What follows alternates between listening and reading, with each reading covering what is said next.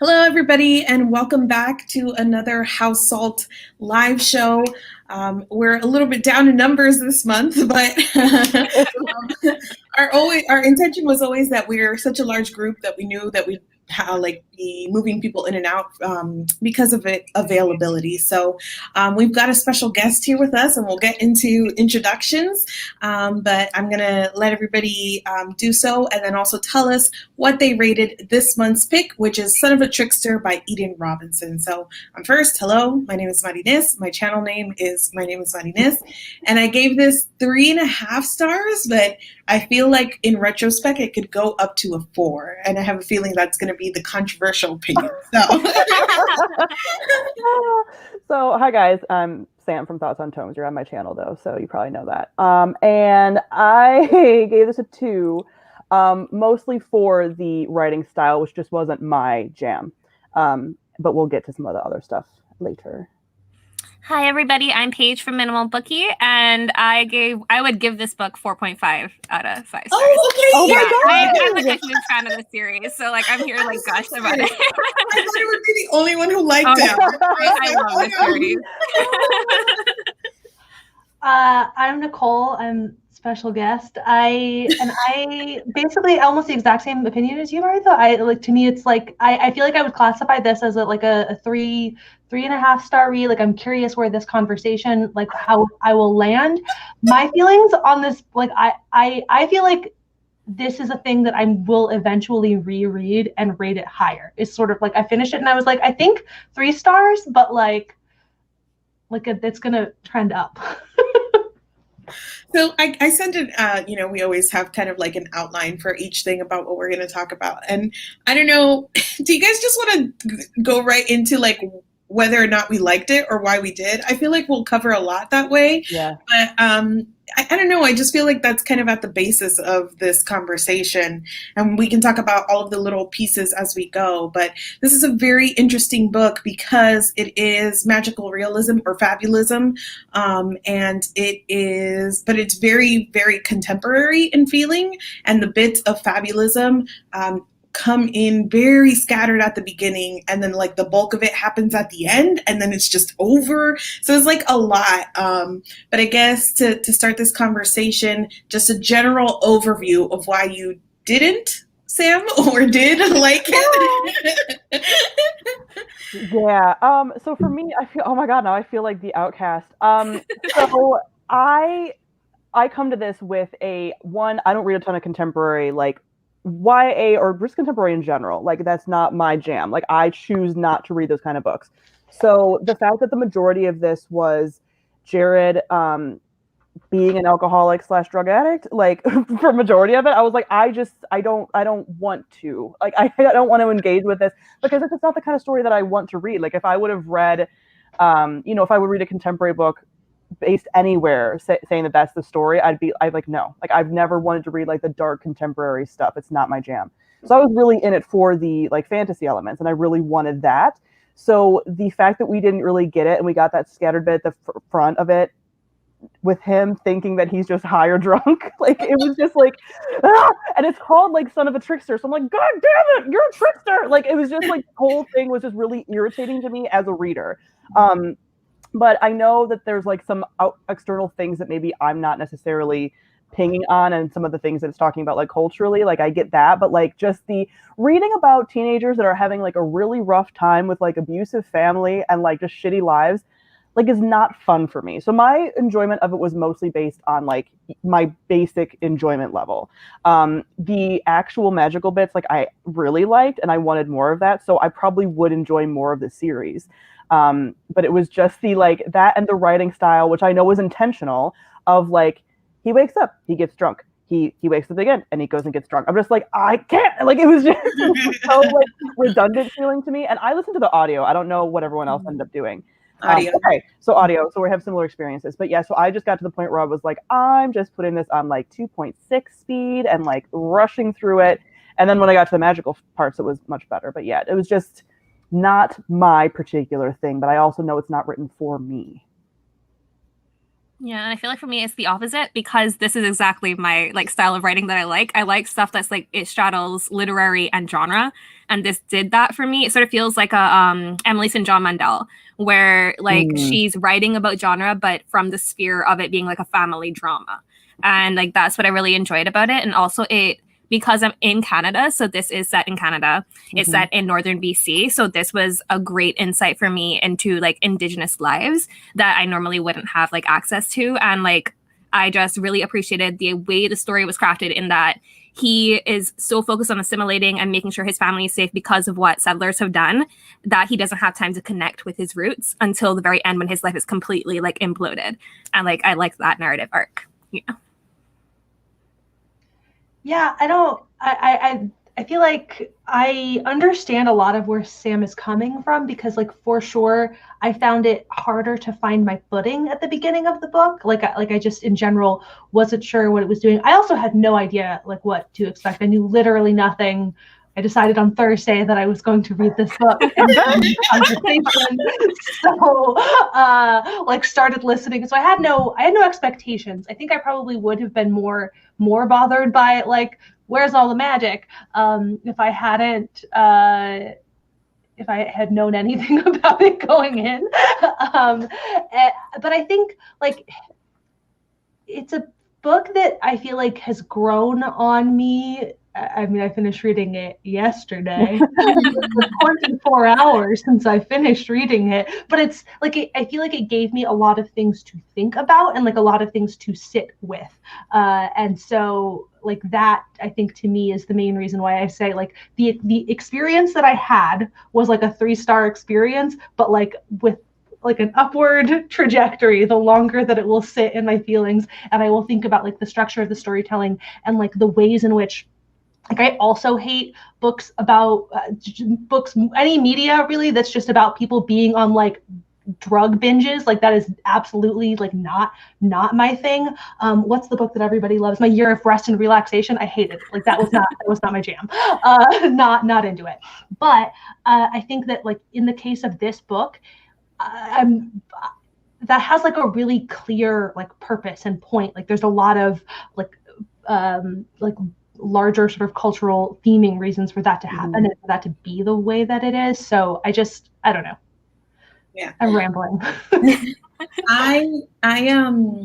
So first, to get to some of the points that everybody has already made, this comes with like heavy content warnings for like drug abuse and drug use, child abuse. There's cutting and animal abuse, suicide attempt. Suicide. So there's like a ton of content warnings in here, and it is not one of those things that I feel like where the fabulism kind of dulls any of that, because sometimes you can use fabulism to look at that in a certain lens where it's like, oh no, it's no, like that is front and center, and I don't know, the fabulism is almost separate from that. That is like very rooted in the contemporary pieces of this. There are a lot of those like content warnings, so it is very difficult to read at times and very dark. But it is something that I would not recommend to everybody because it is just so many pieces that are either for you or not. It is very character driven. It does not have like a very strong plot or narrative. It's just like today in Jared's life, and it was like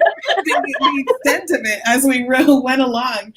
It does have the fabulism elements, which is not for everybody. I just found the writing, even with the problems that I have with it, and a lot of them are the things that Sam like mentioned, I just found the writing like delicious. Like it was so juicy. It was so witty at points, and the way that she constructed everything, I just, writing is such a big part of how I enjoy books. And so at times when I was like, what is the pacing here? What's going on? But then she would like write a line and I'd be like, ooh, I'm in. Like,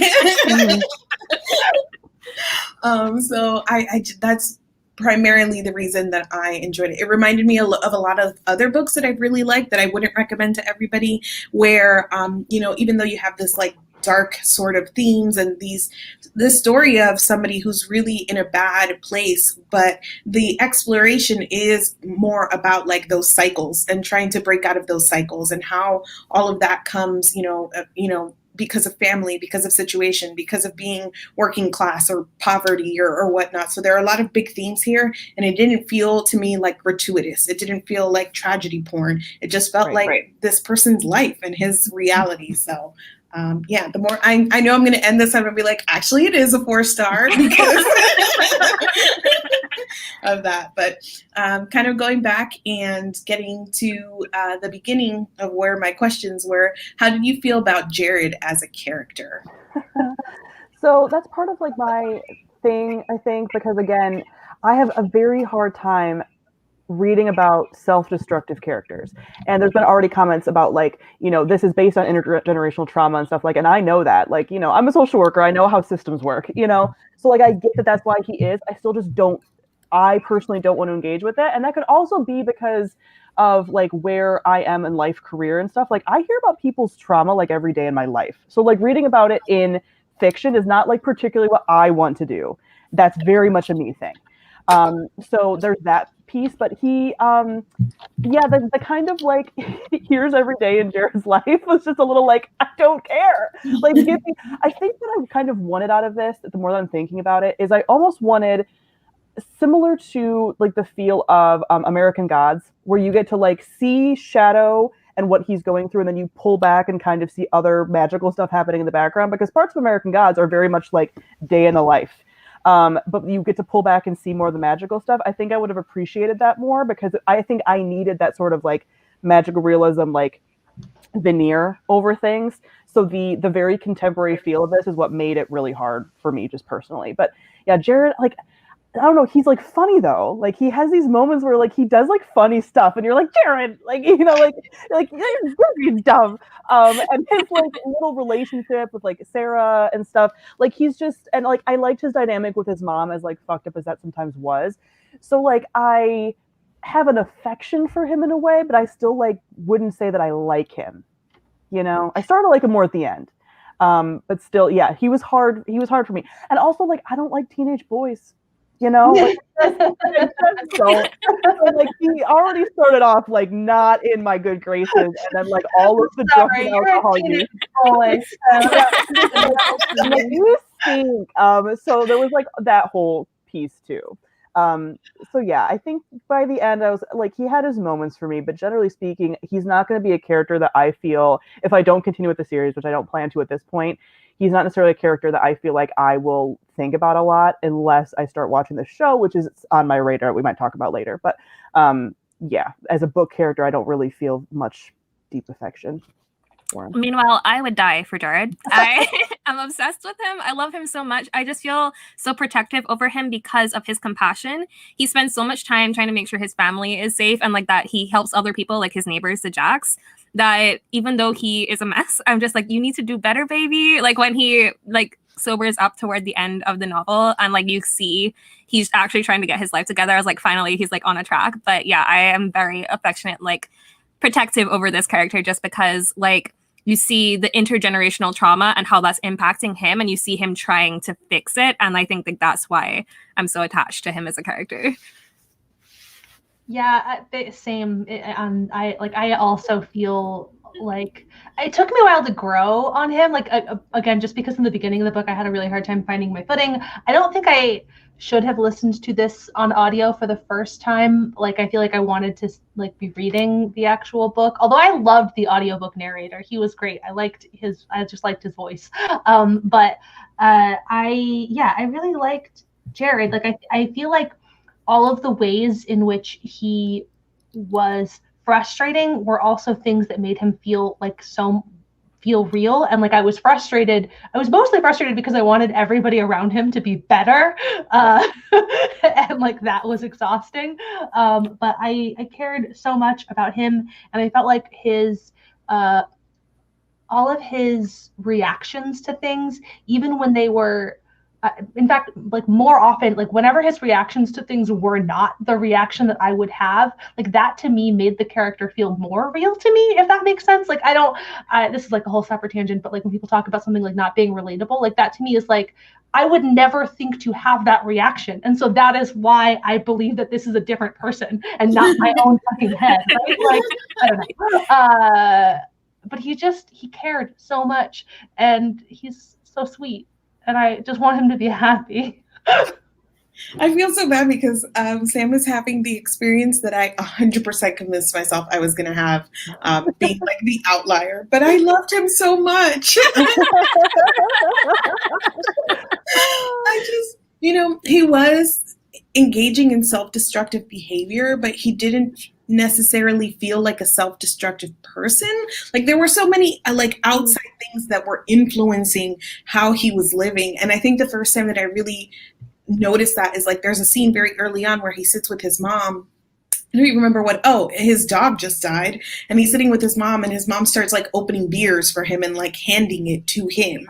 And so there was a very much like a like feeling of like, oh no, baby, like of him like in this like Paige said, intergenerational like trauma, growing up in these circumstances. You see his mom's like exes moving in and out and how that has affected him. So there's so many factors here that it never felt like he was going out of his way to be destructive. He was just very much in this atmosphere, and then also like doing bad things, but then you see him doing so many good things and caring, and like everybody taking advantage of him because he can't stop, like he has such a big heart. And then you have like the magical influence as well that kind of adds another layer onto the storytelling. And he's just so funny, and everybody kind of like rails on him because he's a smartass, but I loved it. All of his like sarcastic humor, and the ways that his mom's whole thing is like life is hard and you have to be harder. But I don't think that we necessarily see him getting harder the way that she is.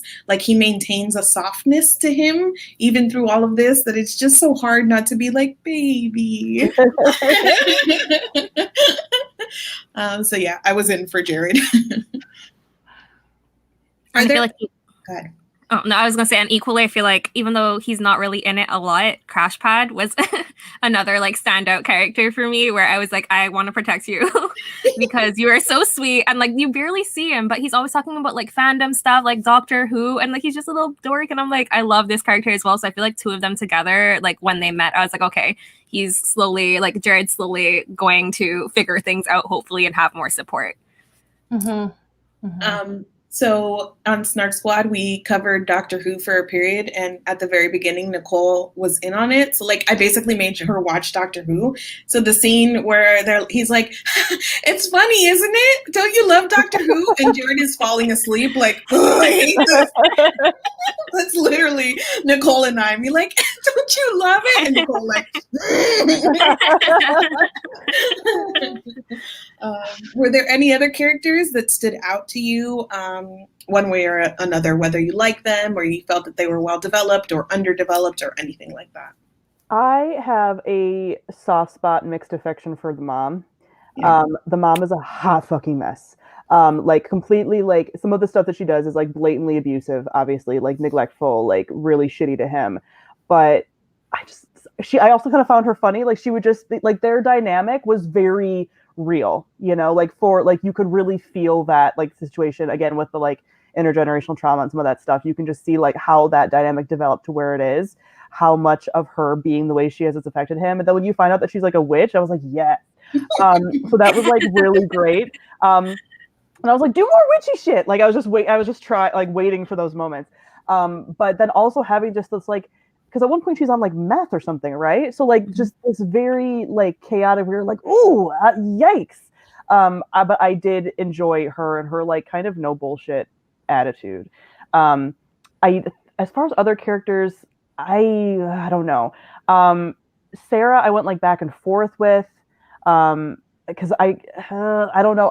I think, and maybe talking with you guys will get me like to my thoughts actually on Sarah, because there were some elements of her that felt like her almost being like not a manic pixie dream girl, but like there was some element about her that made me feel like she was putting herself in that slight box, but then fighting against it a little bit. Like there was something weird about like her dynamic, but then I also like kind of enjoyed what she could be and what she could turn into. Like all of them were just kind of like a hot mess, and like that's okay.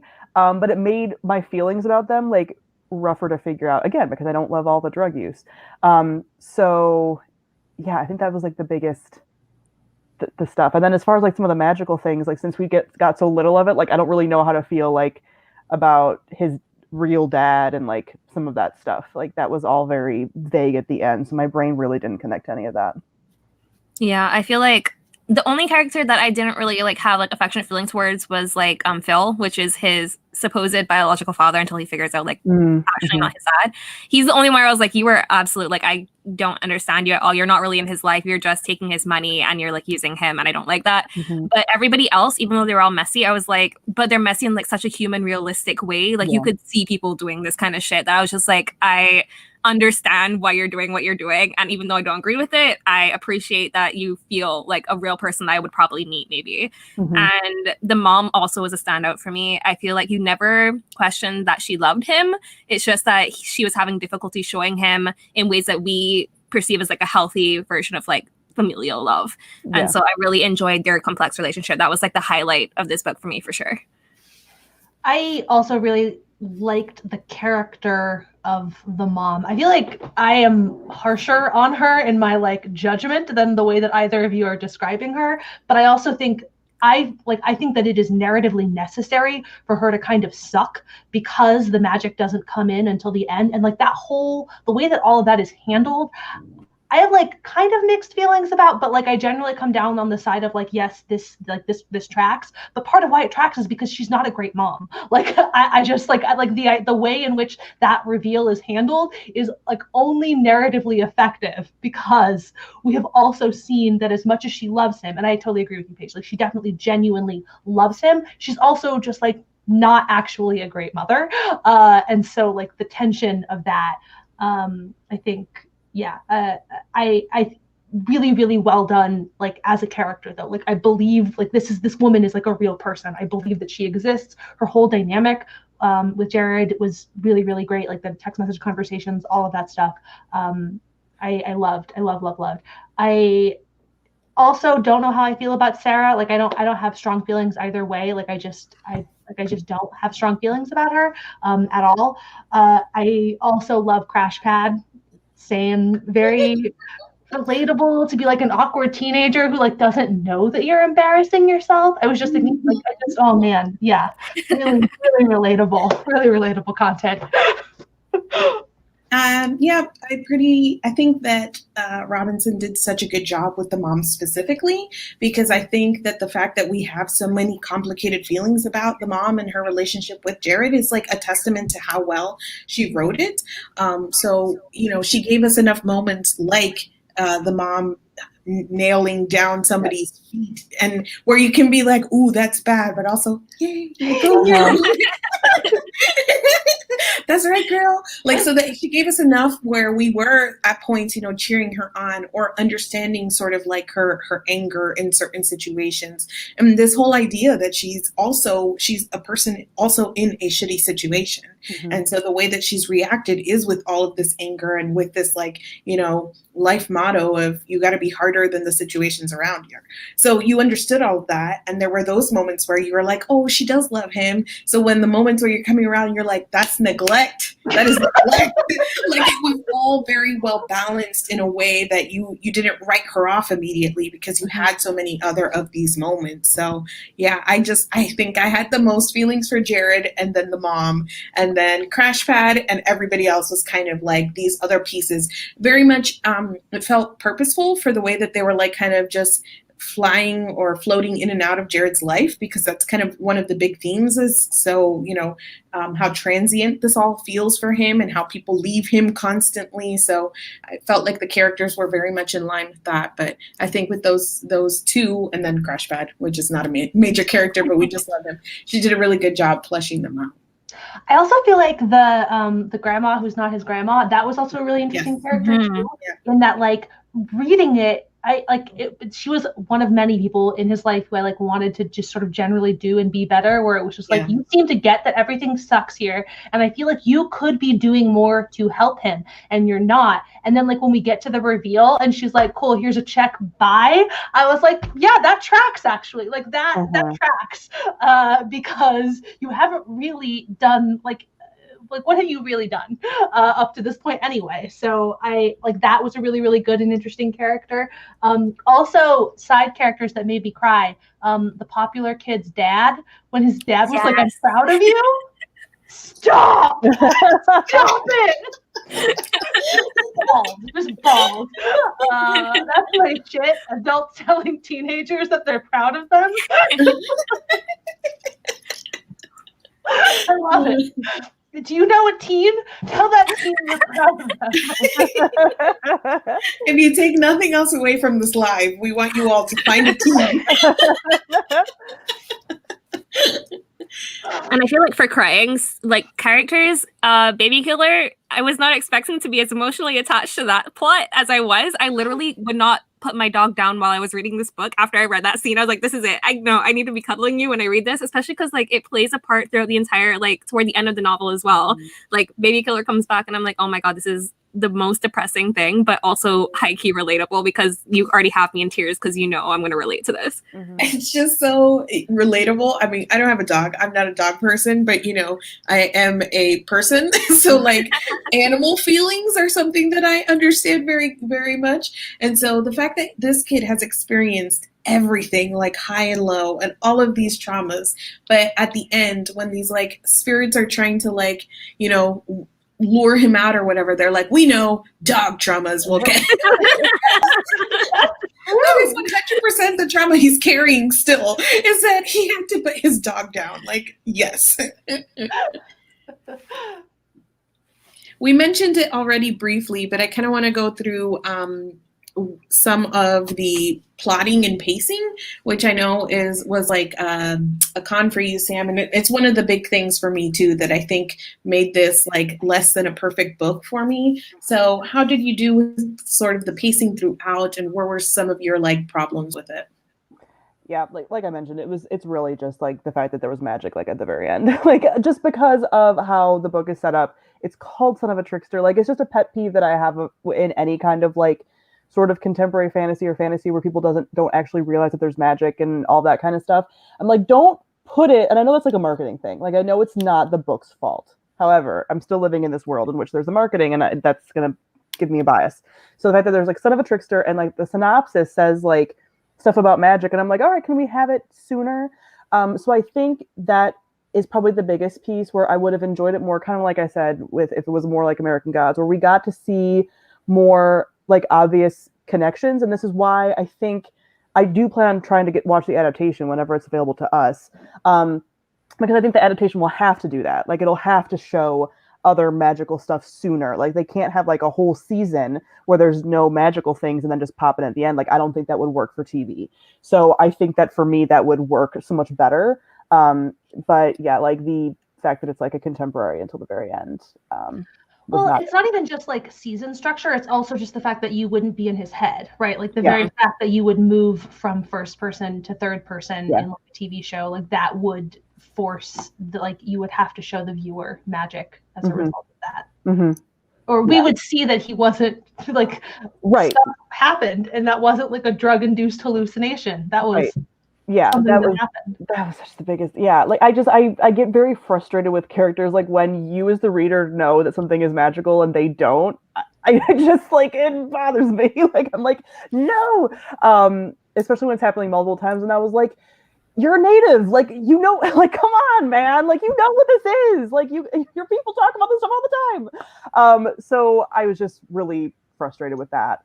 But yeah, that was the biggest piece. And if Paige you said that like she wrote it as like one whole chunk and then separated it, like that makes sense for how weird it was, because I think what also bothered me by the end was like he gets sober like immediately, like instantly. Like we have this whole thing with him being just like in a booze fog like the whole book, and then all of a sudden he's like, I'm sober, and I'm like what? We like didn't get to see that transition, so that like the swiftness of that kind of bothered me as well.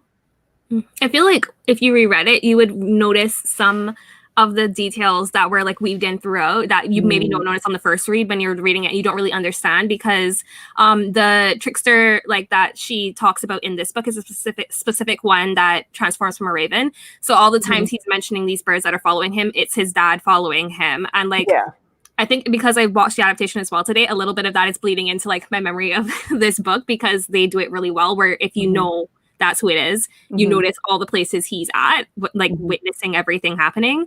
And yeah, so like I feel like because I was rereading it this time, I noticed a lot more of it in it that I didn't notice the first time I read it, where it felt like the final third of the book where the otters come, I was like, what is happening right now?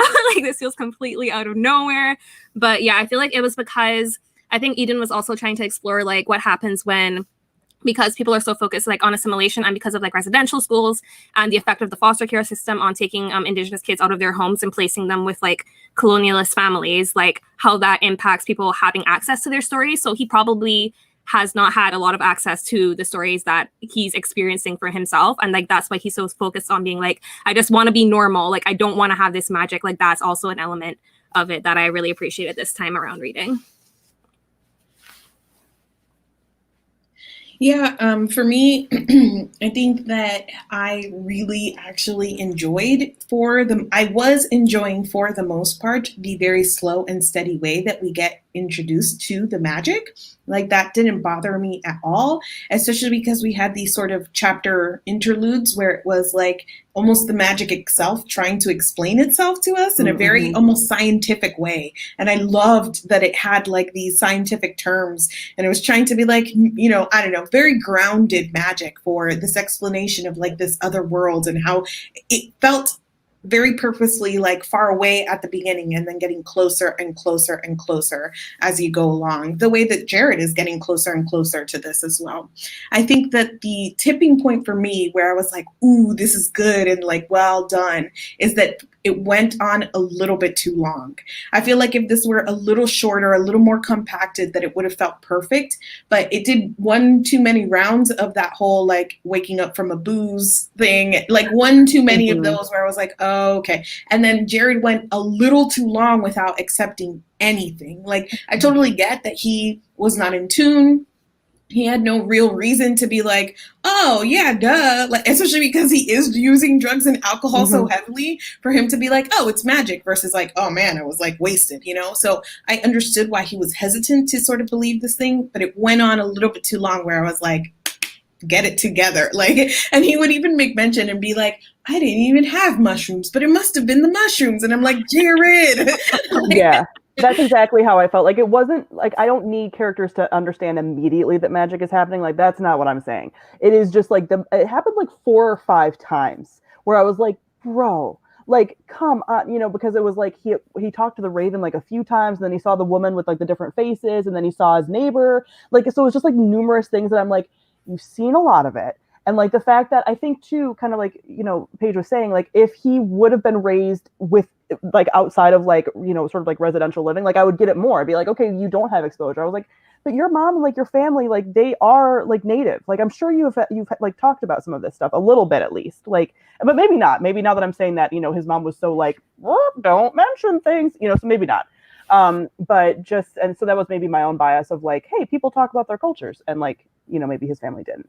But yeah, it was the amount of times that it circled back around, even when he had moments where it's like, no, but you're not high right now, dude. Like come on, like let's start to reason a little bit. That just got frustrating for me. Again, I know all the reasons why he did it. It just wasn't for me, man. Like I feel bad. I'm sitting in here like I don't like this, and you guys are like it's perfect, and I'm like I don't like it. I mean, that's not fun. But like it wasn't my thing. But like I said, I think the world itself and the characters, I think, are good. So I think in a different style, I would have been fine with it. Yeah. I think for me, it was just that one thing that it happened like maybe one too many times where it felt a little draggy, just like reading experience and pacing wise. Like I was totally good with why it was happening, how it was happening and all of that. But just like pacing wise, if it would have been like one less, it would have been like perfect. You mentioned the interludes, though. I will say I a really like special shout out for the Trilobite Interlude. I don't know, that was like the most charming, and I was like, I don't know what is happening or why this is happening, but I love that it's happening. Yeah, my favorite by far. Okay, so we talked already a little bit about the magical realism as we've been talking. So, Sam, you've already kind of answered this, but for the rest of you guys, would you continue on in reading in the series? And let's talk a little bit about the adaptation, which I don't know when or if we're going to get it here in the US. I'm sure eventually, but I'm very, very curious about what a TV adaptation of this book would be, just because it is so, I don't know, like, plotless in a way, like very chatty in a way. So I'm just like, what is happening? So yeah, those two things. I've already read Trickster Drift, and the third book comes out next year, so I haven't read that one yet, but I plan to read it when it comes out or when I get it, because I work for the publisher that publishes it, so I'm hoping I can get it a little early because I really want to reread it now that I've reread this one. The show comes out on Wednesday in Canada, so if you're here in Canada, watch it. I got to see the first episode, and they're sort of implementing some of the stuff that happens in Trickster Drift into this season, so that because like that's where most of like the more fantastical elements start like coming into play, and so like you said, they have to add that into the show so that people have like a hook to like bring them into the series. I think you would like the adaptation more, Sam. I think like it has what you need, what you were missing. Yeah, I'm pretty much certain. As I was sitting there like listening to it, I was like, I will probably like really enjoy this adaptation. You know, 'cause like I said, they're gonna have to zoom out. It's not gonna be in his head. They're gonna have to show these other characters. They're gonna show background magic stuff. We're gonna see the magic that's happening that he's not aware of. You know, all that, like they're going to pay attention to the ravens every time they come by, you know, so that's going to be the stuff that I would really like. So like, as I was sitting there, I was just like, I know I would like this adaptation. Like, I'm just not enjoying this reading experience. Yeah, and like, because like, you know, the mom is a witch, so seeing her act in like the first episode, you notice like things that are happening that seem like, if you haven't read the books, you're like, what is wrong with her? But like, you know, she's like seeing ghosts and stuff in it. And because weed is now legal, they had to change the weed cookies to more serious drugs. But that is like the one thing.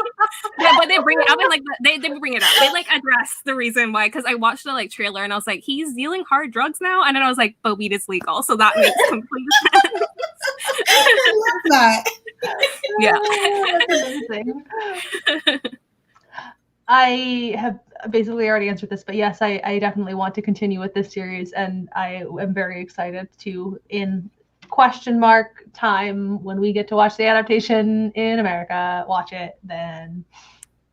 Yeah. And that, I will definitely continue as well. Not only that, but I'm already thinking, like Nicole said in the beginning, like, damn, I would reread this. And like, I would specifically reread it after reading the second book, because I feel like having the whole piece would like make this a very different experience.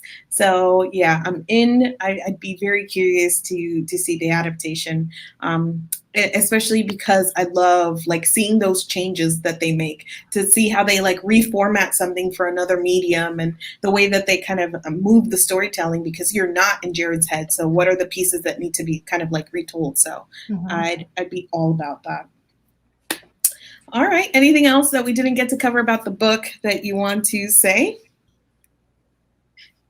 Thinking faces. About like I'm assuming that they're like spirit animals, but I don't want to use the wrong term because I didn't use terms in there, I don't think. But like him seeing the animal versions of people, like the fireflies, the bear, like I think that was like spirit animals. Is that correct? I don't know. I don't want to use the wrong term.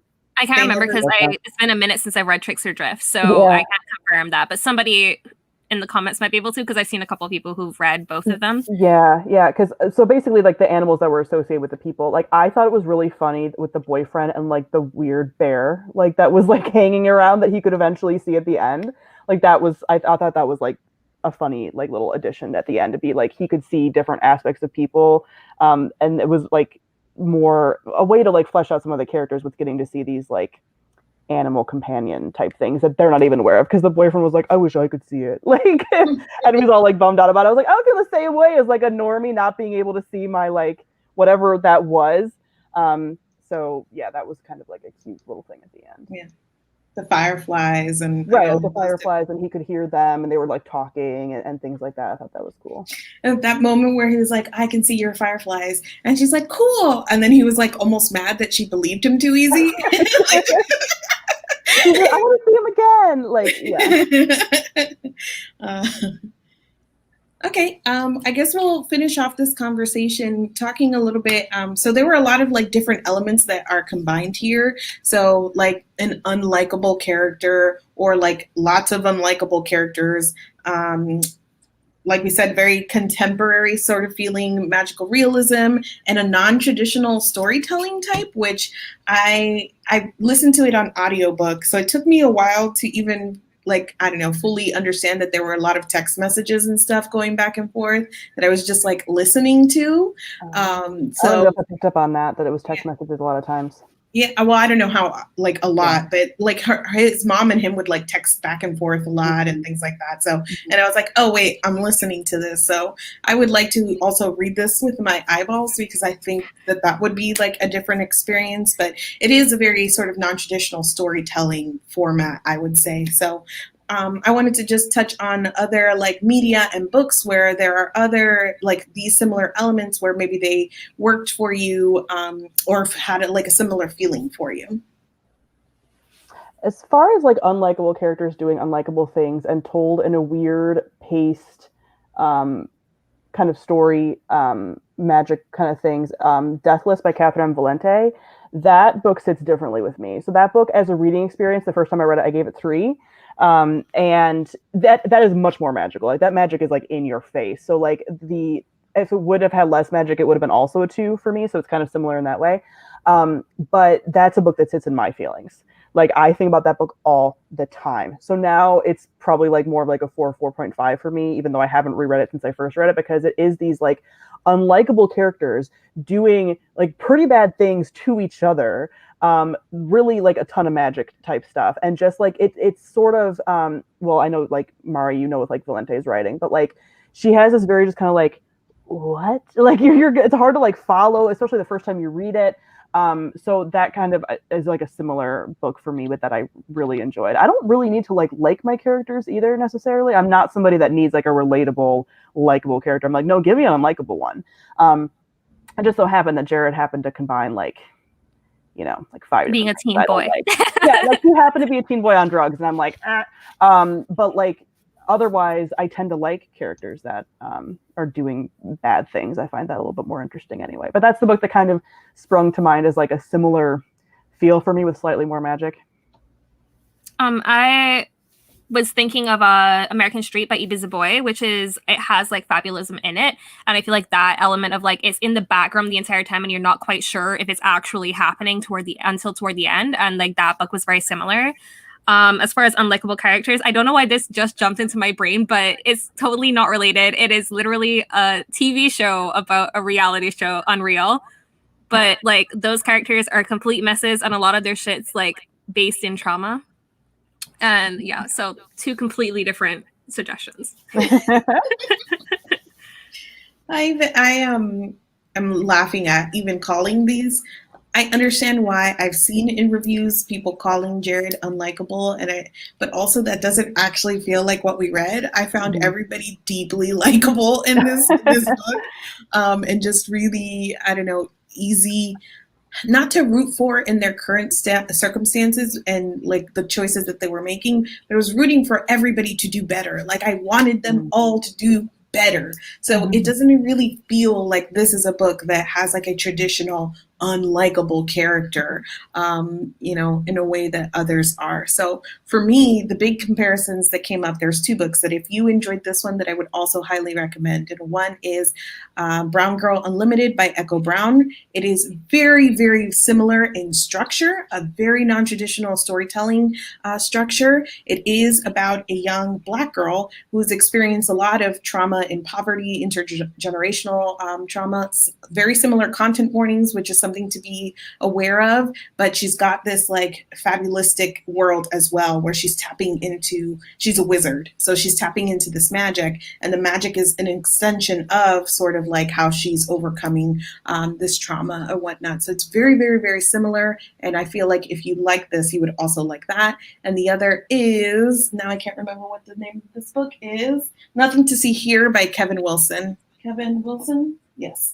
And it is about two little kids that spontaneously combust. And it just is, and like it's a contemporary world, but these two little kids just have power to spontaneously combust. And this girl, like the mom of the two little kids, reaches out to her old college roommate, who is like a mess, to come and babysit, because she knows like she's the only one that will do it. Because she's like, your life's a mess, come babysit my kids that set themselves on fire. And it's just like about like found family. It's about being able to express your emotions, and like this idea of them like exploding is just a stand-in for when you have big feelings. So it was very magical in a contemporary way, and I think that you would enjoy that story if you enjoyed this one. I have not finished that. I was reading it, and then my like loan expired, and so now I'm waiting for the library to give it back to me. It disappeared off of my Kindle in the middle of it, but I was thoroughly enjoying that book. So +1 on that. I haven't finished it, but I'm like completely drawing a blank, especially because I made earlier in this conversation that like mental comp to my year of rest and relaxation, and now my brain is like, cool, this is it. I have no other thought. And it's not, to be clear, the only like the similarity is that it is a like main character who is on drugs the entire time, and that's like the whole thing. I enjoyed this book. I did not enjoy that book though, so I don't really recommend it. Lots of people love it because it's like funny and snarky, and the writing is funny and snarky, but also I just didn't care. Anyway. I think also in the comments, people have suggested more work by Native Indigenous authors. And then Eden Robinson has a backlist. So there are other books by Robinson that you could check out, which I'm also definitely going to do. Like, I loved her writing so much that I'm like, what else? Read Monkey Beach. Yeah. Read Monkey Beach. Also, for like Indigenous authors, hold on, let me see if I can find it. I can't find it on my shelf right now, but if you want more stories that feature like folklore elements, Empire of Wild deals with like werewolves, is like the Western comp of like the sort of creature in the book. That's by Cherie Dimaline, also published by us as well, which is why I was looking for it. But yeah, here's all these books. That's it. Those are all my questions, unless anybody has anything else, either here in the comments. We did it. I've seen people talking about how it's like it was part of Canada Reads, which is like this event that we have here in Canada, where a couple celebrities get together around a table and they argue about books and why their book is the best book for the theme of the year. And this year was a book to bring Canada into focus, and it was one of the final 2 books. So yeah. More backstory for you.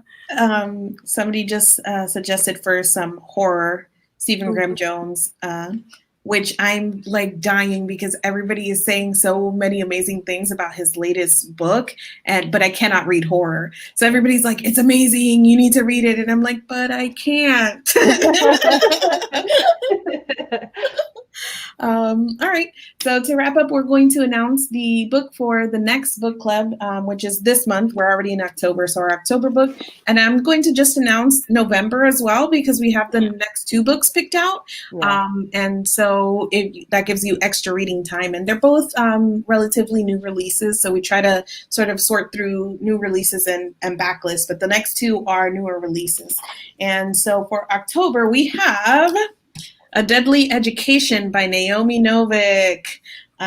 So I'm really excited about this because I'm an Uprooted stan.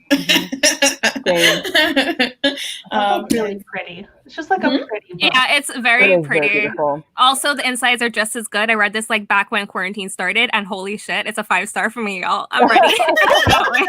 Well, actually, the rest of the group is like really hopeful that we're all gonna like love this one. We've been all saying that like every book has been at least like we've had differing opinions, and we're all like really rooting for this to be like a success for all of us. I know. So. Yes. I already started this one. Your girl who finished today's book today already started this book, so we're doing great. And then for November, our November pick is going to be The Invisible Life of Addie LaRue by V.E. Schwab. So those are the next two. We don't have December yet, but I don't know. I'm feeling a little like Christmassy vibes for December. We have a plan, yeah. We haven't decided officially. So hopefully you guys will be able to join us for those. We always it takes us a little while to schedule, but if you follow us on Twitter at House, I always get it wrong. Salt Club. I think it's House Salt Club on Twitter. Then we'll announce and update when the live show will be on there. And we will see you guys then. Thanks for joining us this month.